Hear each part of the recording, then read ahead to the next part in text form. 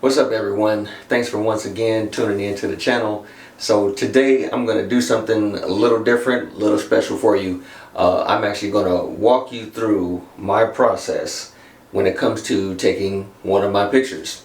Most of the time I just upload my pictures and I don't really show a behind the scenes thing as far as how the photos were done and things like that. I may every now and then show like a behind the scenes shot or something like that.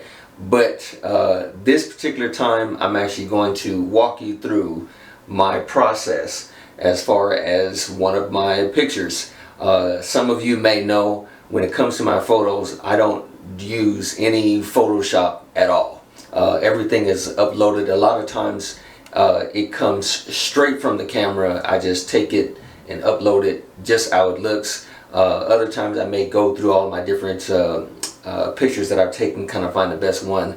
But the majority of the time I upload my pictures, I have not doctored the photo at all. So what you see is straight from my camera. So again, what I'm going to do now is I'm actually just going to walk you through the process. Today I'm going to use these two figures here. This is the Hot Toys General Zod. This is kind of an older figure, and I decided to couple him with a newer figure, which is the Hot Toys Batman Beyond. You may wondering how are these two gonna interact when it comes to my photo, so you just have to wait and see. But yeah, we'll see what we can do with these two, and hopefully it'll come out pretty good, and see if you guys like it. If this turns out pretty well and you guys like what you see and you want to see more, just feel free to leave a comment. Don't forget to like and subscribe, and we'll jump right into it and see what we can come up with. Stay tuned. Okay, so first I'm going to start off with my diorama set. This is called the Ubiquitous set that I had to put together myself. Normally it's for 6-inch figures, but I actually bought two sets so I can be able to put it together for a 12-inch figure. These are poster boards that I used, that I bought from a book a while ago. Actually got it from Target. I believe I spoke about it before, but I use those as diorama pieces. You can kind of see that this mainly set for Iron Man, but I can pretty much use this for anything that I want. And because it doesn't cover the whole side, both sides, everything, it does cover quite a bit, but there's still sometimes some little pieces that are left behind. I use this black poster board to put behind it just to cover the darker areas and let the shadows do the rest. This is another piece that I set up because it doesn't quite come to the top. So I use some leftover pieces from the Ubiquitous set to put at the very top of the diorama so that it looks like the top part of a door or whatnot. So I usually set that up, and then I line that up with the back of the poster board and the other pieces, and then set it all up.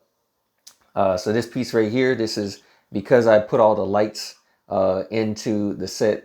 I actually had the cables set up so that it lights up and everything. I use my remote to light everything up, make sure it is lit up. Sometimes because the piece moves around so much, some of the lights may come a little disconnected. So I had to kind of play around with it a little bit so that I can get the lights in working just right. So when you see it through the photo, all the lights are on and working just fine.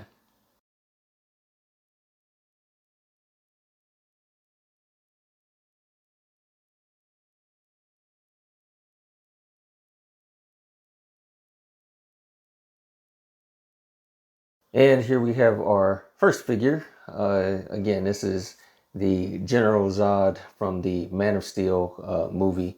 We're going to go ahead and try him out and see how he fits in the diorama.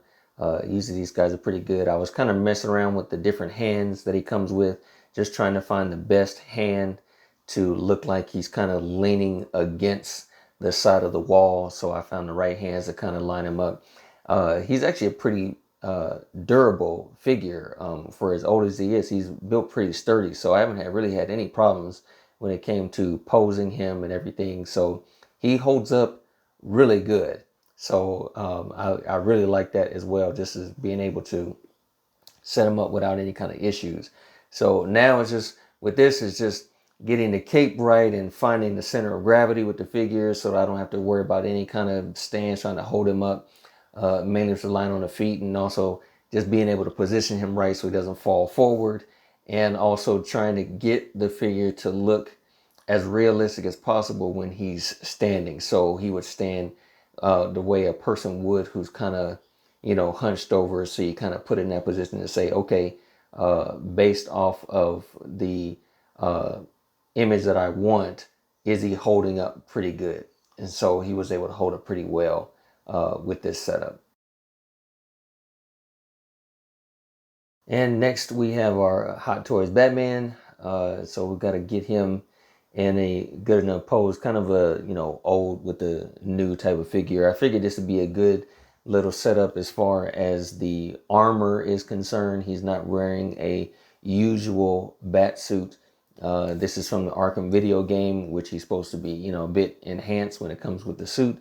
So it gives him a little bit of an advantage. I don't have the other, suit from the movie or whatnot. So I figured this would be a good suit for him to use. And then this is the thing that actually puts him at the advantage. This is the kryptonite piece that actually came from the Hot Toys Superman from the Christopher Reeve Superman. I believe the kryptonite piece was like a sideshow exclusive that came with it. So I'm going to be using this piece, and this will kind of give him a little bitty advantage over the fact that he's, General Zod is superhuman, and here it is, you have a regular guy, but he's able to use a piece of the kryptonite and be able to use it against him. So that's kind of what's going to put him at the advantage and why he's in the position that he's in. And it makes it seem a little more believable. So before I'm setting him up to where he looks like he's getting ready to go in and take him out. And so before he does that, he brings out the kryptonite to kind of weaken him. And so I feel that'd be a good shot to make him pretty vulnerable.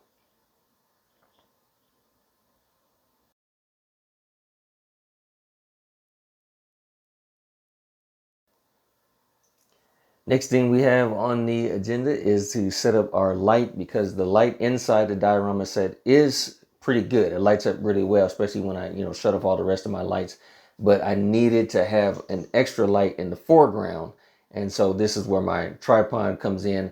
I don't really have a good enough stand for this. So I use a tripod, and then I use this clamp to be able to attach it to my tripod, and then I kind of raise it up. And this is actually the cool lights. I believe I mentioned these lights before. These are called the Aperture MC lights. They're really good. I actually love these lights. I use them almost every single time when I'm taking my pictures. And so they're really good. And they have these little magnet pieces on the back. So I can literally just take the magnet piece and stick it right to the clamp, and it holds, and I'm able to just put everything else right where I want it. Normally I would get like a light stand, but the light stand that I own doesn't have any magnetic pieces in there. So I use this clamp because it will use the magnets, and then I just kind of raise it and put it in the position that I need. But I absolutely love these lights. So I can go ahead and get them in any kind of position that I want. And so, yeah, these work out really well. Just to show you the adjustment that I was making with the lights and everything, because there's different brightness you can set for the lights as well. So with this, I can actually, as you can see, I can change the numbers, and it'll adjust the brightness. And I literally just have this set up so I can have, the brightest setting, and then I'm able to change the intensity of the light. And so for this particular scene, I'm gonna kind of keep it pretty low so that it'll match up with the other lights.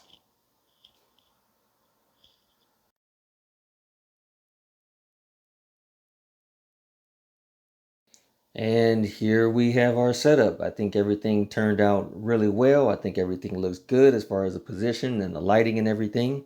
We got everything all set up nice and neat. So let's take a look and see how it appears on the camera. I think everything looks really good. I'm going to go ahead and adjust my settings as far as where I want my camera to focus on. And so, yeah, I think this looks pretty good. So let's take a look at the final result and see how it turns out. Okay, so that concludes the session for now. If you guys like what you see, feel free to leave a comment down below.